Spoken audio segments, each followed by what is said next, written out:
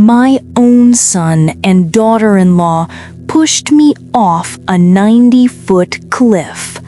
I'm Eleanor, a 60-year-old retired teacher, and just 3 days ago, I lay broken at the bottom of a gorge fighting for my life. For 4 decades, I lived in a picture of perfection I helped build. Now, I'm going to tell you the real story of how a mother's love was a weapon used against her. It happened so fast. 1 second, we were standing there on the very edge of the cliff. My husband, Arthur, and I were smiling, holding each other for a photo. The next, Victor's hands were on my back, pushing. It was just a second, but it felt like a lifetime. We were falling. I remember the air rushing past me and a terrible sense of being completely lost. The impact was brutal. I heard a sound like something shattering, and I tasted metal. It was blood. As I lay there, broken and bleeding, I saw his laughing face in my mind. The one I used to see around our oak table back home. I didn't know then that all those family dinners, all those happy moments, had been a lie. If you're connecting with my story and want to hear how I survived and got justice, please subscribe. And if you're listening, tell me in the comments where my confession has reached you. I want to know I'm not alone in this. My body was in so much pain, I couldn't move. I heard Arthur's voice, barely a whisper. "Eleanor, don't move. Play dead." His voice was low, but so clear. It was the only thing I could focus on. I did what he said. I lay there, trying not to breathe. That's when I thought about those arguments Julian and Victor used to have, the ones we pretended were just brotherly stuff. I can still feel the chilling grip of Victor's hands on my back just before we fell, his hands that used to help Arthur with the wood in his shop. All that time, a monster was hiding right in my home. I remember the night he told me. It was after our last big talk with Victor. I felt uneasy, and I asked Arthur about it. He looked at me with so much sadness. He sat down at our old oak table. It was the same table where we ate 1,000,000 family dinners. He told me he'd been keeping a secret for 25 years. I knew it had to be about Julian. I could see the truth in his eyes. I wanted to hear it, but at the same time, I didn't. Our life used to be so simple and beautiful. Arthur was a carpenter. I was a teacher. We had a little house where the air always smelled of fresh coffee. We had 2 sons, Julian and Victor. Julian was so full of life, always laughing. He helped his father in the workshop. I can still smell the sawdust and coffee in there. Victor was different, more quiet, but I loved them both the same. We had family dinners at the oak table Arthur made with his own hands. We thought we had a perfect family. It turns out that table was the centerpiece for a perfect lie. We thought our life was simple, but it was just a picture we painted for ourselves. It hid everything that was wrong. Julian was my firstborn. He was the soul of the house. He was always laughing. He helped his father in the workshop. He would protect me from any worries. His face was full of kindness. I loved that about him. Then there was Victor. He was 5 years younger. He was different. He was more quiet. He kept to himself. But I loved him with the same love I had for Julian. As a mother, you don't pick favorites. That's what I always believed. Now I know that Julian's kind, laughing face was a guiding light for me. It's the memory that makes me want justice. Something started to change when Julian turned 20. The boys would argue a lot. I'd hear them whispering in the hall, and they'd get quiet when I came near. It didn't make sense to me. Arthur told me it was just brotherly stuff. I wanted to believe him. I needed to believe our family was still perfect. The tension would go away when we sat for dinner at our oak table, but even then, I could feel it under the surface. It was a secret growing right in the middle of our perfect life. Looking back, I should have known. An hour went by, then 2. Julian didn't come home for dinner. We waited all night. My heart was in my throat. I couldn't sleep. I just kept thinking about Julian's kind, laughing face. We went out with our neighbors. We checked every street and every place Julian used to go. Victor stayed in his room. He said he was studying, but I remember the strange look in his eyes when I asked about his brother. I didn't know it then, but I think he was pretending. We kept looking for him until dawn. That's when we found his body. He was at the bottom of the river gorge. The police came. They said it was a simple accident. They said he probably just stumbled in the dark. It was the darkest day of my life. I was in so much pain that I couldn't even think about the truth. I just accepted what they said because it was the only thing I could handle. I never questioned it. I never imagined it was something much more horrible. The day of Julian's funeral was the darkest day of my life. I wore my only black dress. I cried and cried until I had no more tears. All I could see was Julian's kind, laughing face. I couldn't understand why this had happened. Arthur never left my side. He held me up when my legs felt like they would give out. He whispered comforting words, but I know now his words must have tasted bitter. Victor was there too. He was so calm. It was unsettling. He just stood there, silent. He didn't cry. Looking back, that strange look on his face sends shivers down my spine. It wasn't the look of a grieving brother. After Julian died, Victor changed. He became more attentive. He was more loving. It was like he was trying to make up for something. He helped me with chores. He went with Arthur to the workshop. He would bring me things when he saw I was sad. I thought it was his way of dealing with his grief. I thought he was trying to fill the hole Julian left behind. How could I have been so naive? Now I know he was building a mask. He was hiding the monster inside.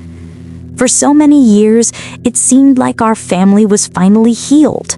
Victor married Evelyn. She was a sweet girl from the next town. They had 2 beautiful kids. It felt like we were getting a second chance at happiness. Evelyn even called me Mom. Victor had his own carpentry business, just like his father. Everything seemed perfect. But perfect happiness, as I've learned, often hides the worst tragedies. 6 months ago, Arthur and I decided to update our will. We had saved almost $200,000. It was Victor who said we should go to the lawyer. He and Evelyn started to get very interested in our money. They said they should be the only ones named in the will. They said they would take care of the grandchildren. I was so foolish to believe them. They started visiting more often, but it didn't feel like family anymore. It felt like a business meeting. They always had suggestions. They told me we should sell our big house and move somewhere smaller. Evelyn looked at our furniture with calculating eyes. This house holds so many memories for me. Every corner has a story. I couldn't imagine living anywhere else. But Victor got irritated. He told me I was being irrational. He said the house was too big for people our age. Evelyn agreed. She said the upkeep must cost a fortune. I saw Arthur start to consider their arguments. He had always been the practical one, but I couldn't shake the feeling that they wanted more. Then came the worst part. Victor asked us to give him power of attorney. He said it was just in case one of us got sick. Evelyn was in our kitchen, making tea like she owned the place. He said it all so calmly, but his insistence made me so nervous. I couldn't sleep that night. My mind raced. The next day, I called my sister Catherine. I told her everything. She said it seemed strange that he was so focused on our money. She was right. Victor had his own business. He didn't seem to need our money. So I confronted him. I asked him why this was so important. His face hardened. I saw a look that reminded me of someone else.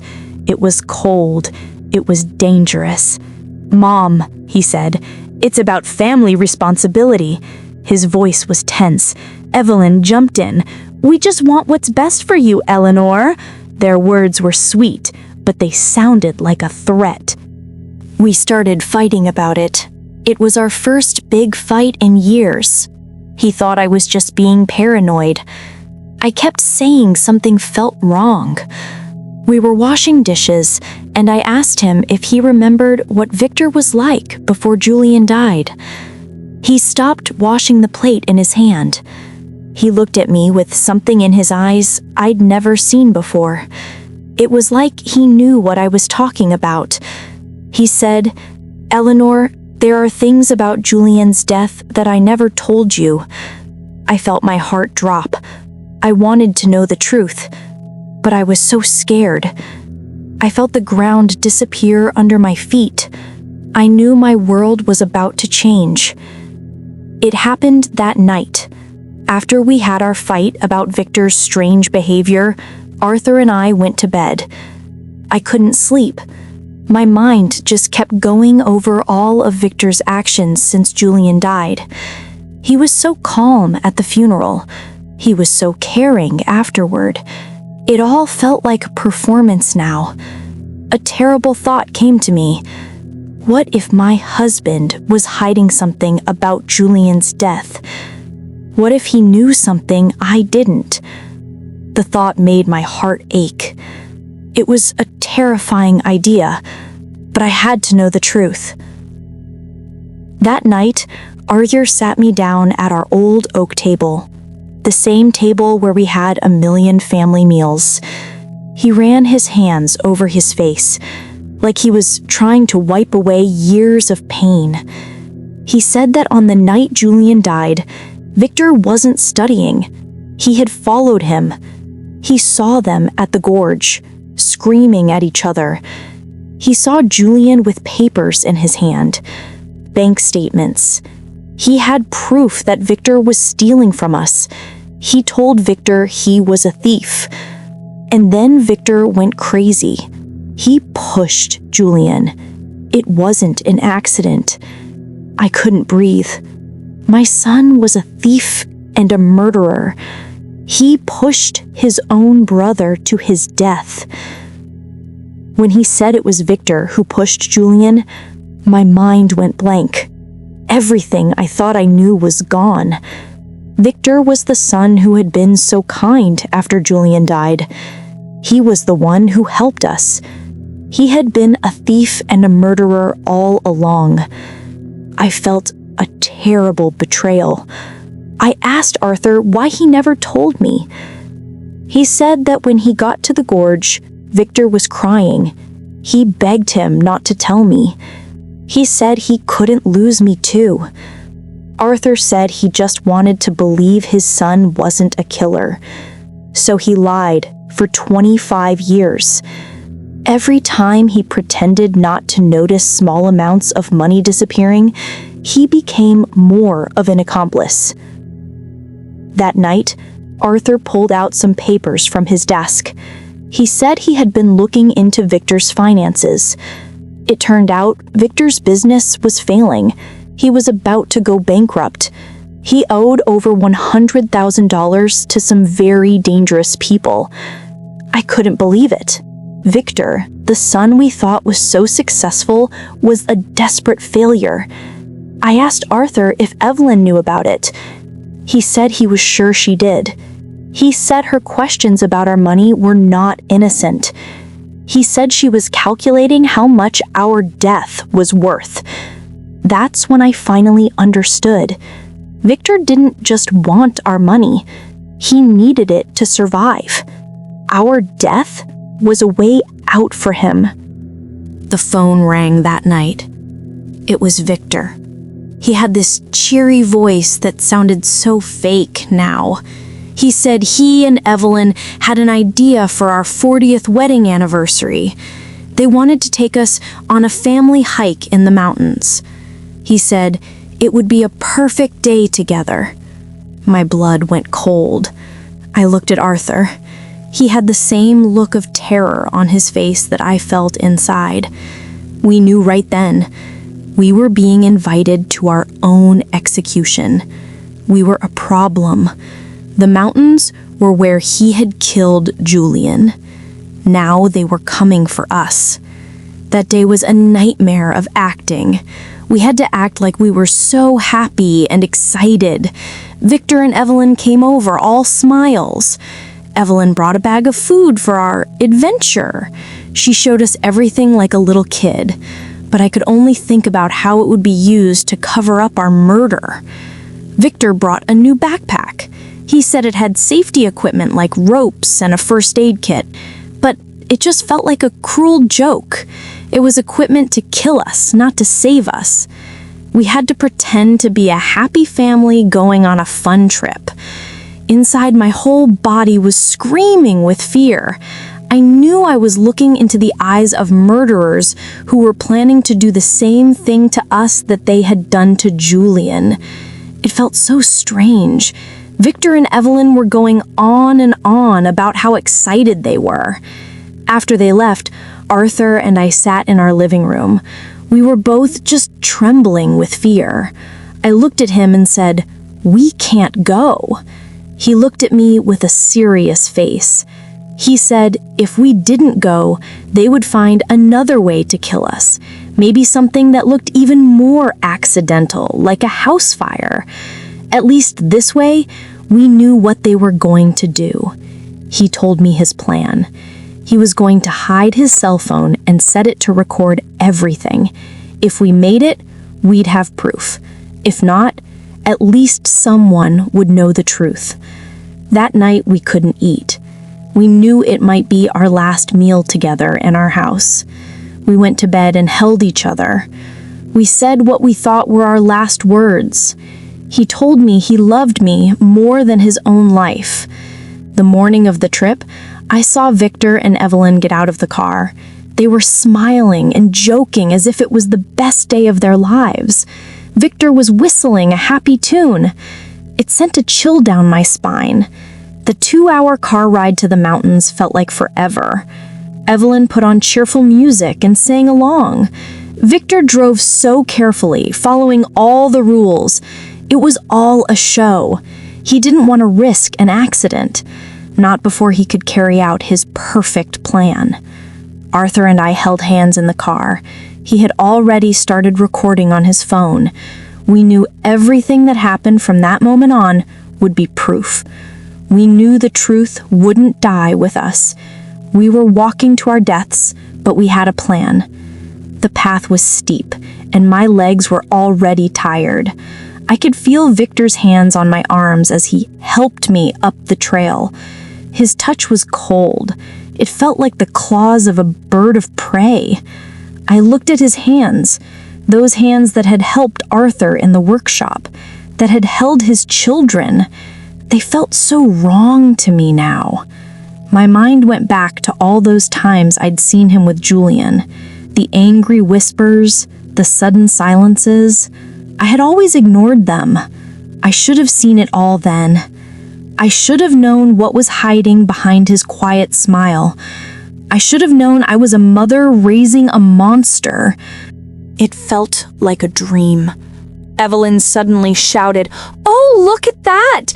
She pointed to a cliff with an incredible view. "Why don't we climb up there to take some special photos?"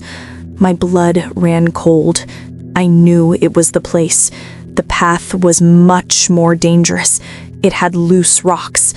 But Victor was already walking toward it. He said, "Come on, Mom." He used that voice he had as a kid when he wanted something. He said the photos would be spectacular. I knew he meant they would be spectacular for the police who found our bodies later. Arthur squeezed my hand. We had to go. If we didn't, they'd just find another way. We were so close to getting the proof we needed. Evelyn was already at the top. She had a camera out and was waiting for us. Victor helped me with the last few feet of the climb. His hands on my arms felt so cold. I just kept thinking about Julian's kind, laughing face. It gave me strength. Evelyn told us to come to the edge for the picture. She wanted the whole valley in the background. Arthur and I walked toward it. Every step brought us closer to the end. "Now, hug each other and smile," she said. We hugged, probably for the last time. She took picture after picture. Every flash felt like a warning light. "Just one more picture," Victor said. He told us to step back a little so the view would be better. One step back meant we would be on the edge of the cliff.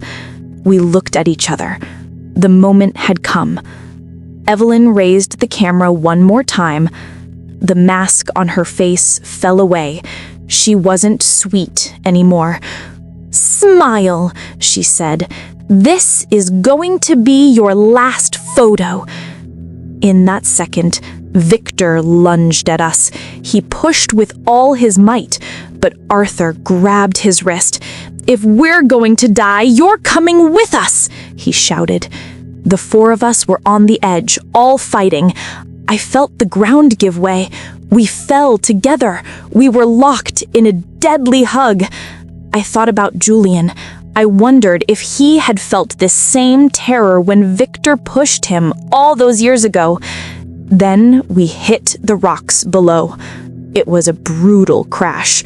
I heard bones crack. I tasted metal. The last thing I heard was Arthur's voice, telling me to play dead. It's a strange thing, feeling your own bones break. The sound was horrible, a sickening crack. It was my body hitting the rocks below. I landed hard. I felt a terrible, sharp pain in my arm and my shoulder. I tasted metal, the taste of blood in my mouth. My head throbbed. The pain was everywhere. But I was alive. I was still breathing, just barely. I heard Arthur's voice, weak but clear above the ringing in my ears. "Eleanor, don't move. Play dead." His words were a lifeline. I didn't question it. I just went completely still. I controlled my breathing so it was almost nothing. It was the only way. I had to convince them we were dead. I stayed completely still. I could hear groans of pain from Victor and Evelyn. They were a few feet away. They had survived too. They didn't know we were alive. I heard Victor crawl over to us. My heart was beating so fast. I was scared he would hear it. He checked on us. "They're dead," he said to Evelyn. "They're not breathing." He lied. The lie gave me hope. "Perfect," she whispered back. Her voice was full of a cold satisfaction. "It worked just like we planned." I heard her laugh. It was a bitter sound. She said they wouldn't have to pretend to love us anymore. They talked for a few more minutes. They were hurt, but they were planning their story. They would tell everyone how they had survived a tragic accident that had killed their poor parents. Their voices faded away as they crawled away. When the voices of Victor and Evelyn faded, I could hear Arthur breathing close to me. He whispered, "Eleanor, are you okay?" I answered him. My voice was just as low. He said his leg was broken and he thought he had some broken ribs. I took a mental check of my own body. My arm hurt so bad. My head was throbbing, but I was alive. I told him we were alive, but that we had no way to get help. I whispered, "Before it's too late, I need you to tell me everything. Everything that happened that night Julian died." Arthur let out a long sigh, like he had been waiting for this moment for 25 years. He said Julian came to his workshop that night. He was furious. He had our bank statements in his hands. Julian had found proof that Victor was stealing from us. I remembered all those little arguments between our boys that Arthur and I had ignored. We thought it was just brotherly stuff, but it was a secret growing under our noses. Julian yelled at Victor. He told him he was a thief. He said he was stealing from his own parents. Victor denied everything, but Julian had the proof right in his hand. He told Victor he was going to tell us the truth. That's when Victor went crazy. He yelled that Julian was always the favorite. He said Julian had it easy. He then pushed his brother. It wasn't an accident. I couldn't stop my tears. The physical pain was nothing compared to the pain of this truth. That night, after Arthur's confession, we heard voices in the distance. Victor and Evelyn had found a way to get help. Soon helicopters and rescue teams would be here. Our murderous children would play the role of traumatized survivors. We had to make a decision. We couldn't let them find us alive, not before we could give the police the evidence on Arthur's phone. So we decided to keep pretending. We had to wait for the perfect moment. I heard the ropes and equipment being prepared for the descent. Evelyn was crying. Her performance was perfect. "I can't believe this happened," she sobbed. She said a rock came loose and they fell. I knew she would tell that same lie to the police. The rescuers found us. I kept my eyes closed and my breathing very shallow. A paramedic said Arthur had a faint pulse. The other said I was in a very serious condition. They said they needed to transport us to the hospital immediately. I knew this was our chance. We were alive, and we had a plan. They had no idea we were about to destroy their perfect world of lies. We made it into the medical helicopter. I could feel Arthur on the stretcher next to me. The paramedics were so focused on keeping him alive. His injuries were worse than mine. For a moment, I was terrified he might not make it. I kept pretending to be unconscious. They were talking about me. I heard one of them say my vital signs were strange. My pulse was too strong. I was a bad actress. The doctor said it sometimes happens with extreme trauma. He said the body just has a mysterious way of holding on. He said the next few hours would be crucial for me. I was safe. They had no idea my mind was fully awake. I was ready to destroy the perfect lie. Victor and Evelyn finally arrived at the hospital. They came to my room. I was still pretending to be unconscious. Victor held my hand. It was all I could do not to pull away. "Mom, if you can hear me, I want you to know that I love you." His words were like poison. Evelyn came to the other side of the bed. She was crying. "Eleanor, dear, we'll never forget you." Liars. The only reason they wouldn't forget me was because they thought they had killed me. Then Victor leaned closer. He whispered something in my ear that made me freeze. He said, "I hope you've learned your lesson, Mom. You should never have asked so many questions about our finances. Some truths are better left buried, just like Julian." He said it. He confessed. Julian's name? The truth. The nurse, Anya, was checking my monitors nearby. She must have heard it. I knew I had to tell her. I had to let her know that I was in danger and that everything he had said was true. I saw her face. The nurse, Anya. She was standing next to the machine, and her eyes were wide. She'd heard what Victor said. I knew she was my only chance. Very slowly, I moved my finger, just a little. It was so hard. I just wanted to get her attention. She saw it. "Oh my God," she whispered. "She's pretending to be unconscious." My heart leaped. I moved my finger again, 2 times. "Listen," she said, leaning closer. "I'm going to pretend to check your monitors. If you are in danger from those people, move your finger 3 times. I moved it 3 times, without thinking. She gasped.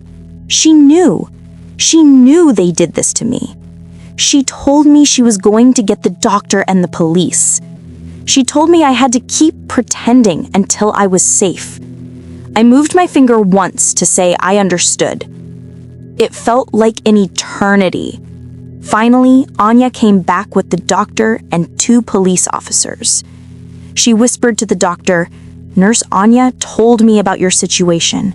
If you can hear me, we need you to know that you are safe now.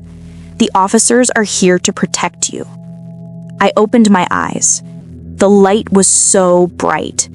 I saw their worried faces. "Thank God," Anya said. "I thought I was going crazy." One of the officers introduced himself as Detective Miller. I was so relieved. I whispered to him, "My son and his wife pushed us." The next few hours were a blur. I told him everything. Arthur gave him his phone. The recording had everything we needed, the confessions, the plans, all of it. The police arrested Victor and Evelyn at the hospital. They were shocked. They started blaming each other, which only helped the police. We had won. The lies were finally over. 6 months later, the trial began. I looked at Victor. He wasn't my son anymore. He was a cold stranger. I told the jury everything. I looked at him and said, "My son died the night you killed Julian. What has been living in his place for 25 years is a monster."